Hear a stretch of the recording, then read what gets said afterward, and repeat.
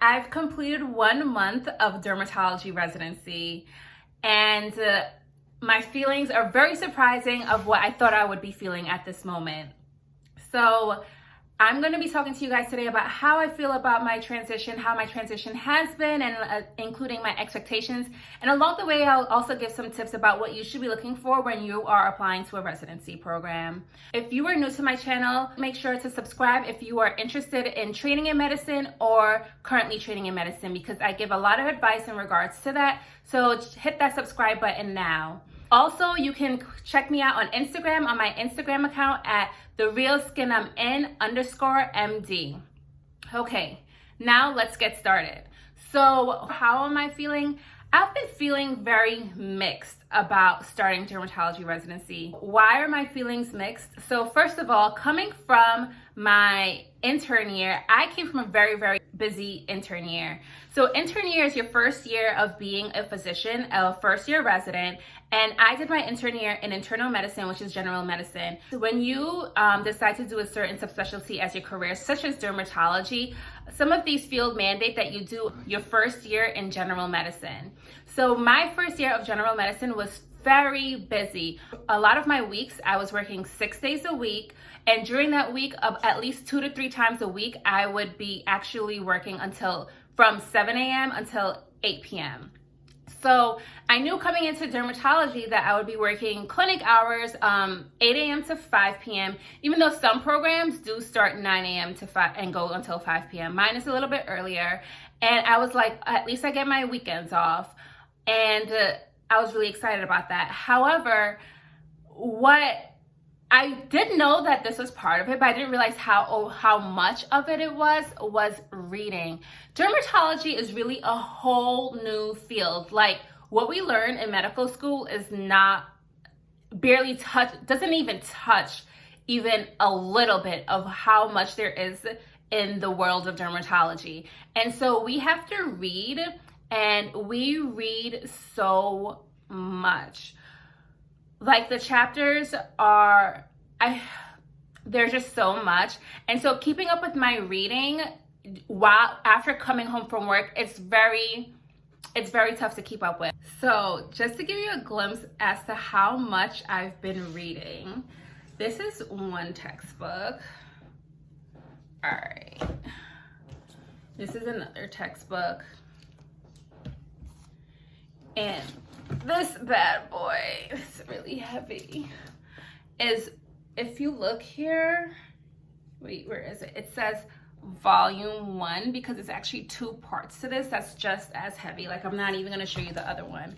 And then on top of that, I bought another book for myself, and I bought 2 extra books for myself. One to help me like summarize everything that I'm reading throughout the week out of all those books, and then another one specifically to focus on how I should be understanding what I'm looking at when I'm looking at lesions of the skin with my dermatoscope. That the dermatoscope is that little, what looks like a magnifying glass. That's the best way I could just explain it to you guys, that dermatologists use to look at specific lesions of your skin. So I bought myself a book like that as well. It's like, I read every single day, even on my weekends. So me thinking like, oh, I'll be more relaxed. No, in my first month so far, I've like studied every single day, and it's not really that, and you're always on edge because you're in a brand new field. It's like being an intern all over again, because I'm in a brand new field. I have to learn about doing procedures. I have to learn all the terms. I have to try to figure out how to study again. I'm also learning the new electronic medical record system, because the system I was using in my intern year was completely different. Everything's just so different. I'm just as exhausted, I feel like, than as I was during my intern year. And then after doing a year of intern year, you almost kind of like get used to it. So now starting something completely different feels like even more work. The thing about it is that I actually love dermatology. So Even though those chapters sometimes could be tough to get through, I love what I'm learning, and I love going into work and like learning all the different clinical manifestations, and I love working in the outpatient setting, which is one of the reasons why I chose dermatology. I get to see patients and talk with them, and you know, as my years continue, hopefully build relationships with my patients.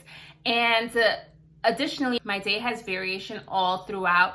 Like I can just see a simple case where I'm just doing a normal skin exam, or I can have a patient who I'm doing a procedure on. So I just love that variation. I feel like when I was an internal med, I was doing a lot of the same thing, especially as an intern. So I love being able to not know what to expect when I'm walking into my day. Another thing that has been difficult for me is just the traveling. So my med school, I lived across the street from. So for rotations, I literally just woke up and walked into the hospital. Then for my intern year, I lived 15 minutes drive away. So it's just really hopping my car and getting to work. Not really have to think about anything. It was a simple drive into the suburbs. However, my program is now in the city, and that makes everything more difficult because before COVID, my plans were to take the train in. I'm a Brooklyn girl. I was super excited to be taking the train. However, with COVID, I don't feel comfortable taking the train. And with the train systems, they run much more infrequently, and I felt like that just makes traveling more difficult. So it's actually more easy for me to hop in my car and drive. But driving to the city, it's much more traffic, and therefore a trip that could take 25 minutes sometimes takes 30 to 40 minutes, and that's crazy. It takes me so much longer, especially because we're still during the COVID pandemic where a lot of people aren't even on the roads. So I can't even imagine what it would be like if there was like real traffic time.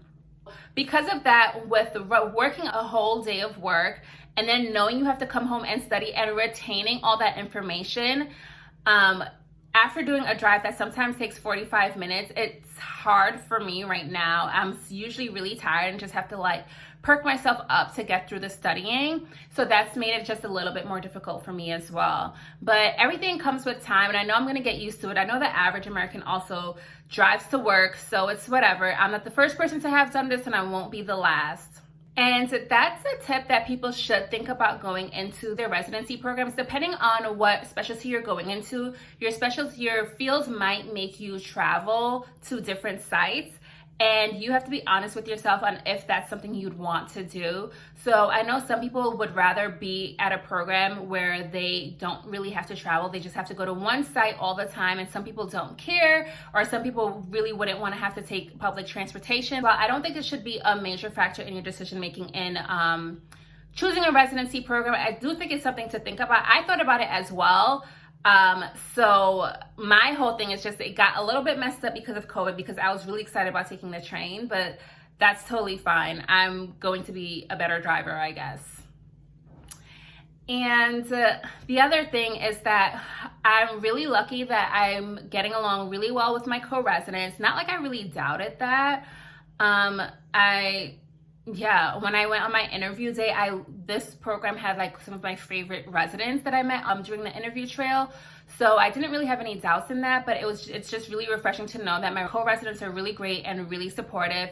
And that's another tip for you when you looking at residency programs. It's really important to make sure that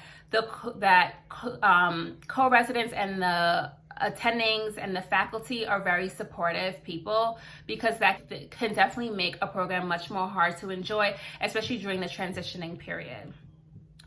So really, all in all, my experience has been, I guess, what you would expect when starting a new program.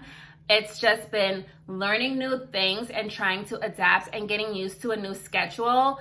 I'm hoping that within the next month that studying comes a little bit easier for me, and that I am able to relax a little bit more and not feeling on edge, like, oh my God, I have to make sure that like I know this, or oh my goodness, like they're gonna ask me something and I don't know it. I hope that feels a little bit better. But like I said, I have a very supportive team around me, so that makes things so much better. If you have any specific questions about what dermatology residency has been like, anything about my transition, make sure to leave a comment below. I'll be so excited to respond back to you guys. Hope you enjoyed my little check-in of what my month has been like. You can, like I said before, I make a lot of videos giving tips and advice, so subscribe to my channel, and you can learn a little bit more about me on my Instagram page at therealskinI'mIn_MD. And I'll see you at my next video. Bye.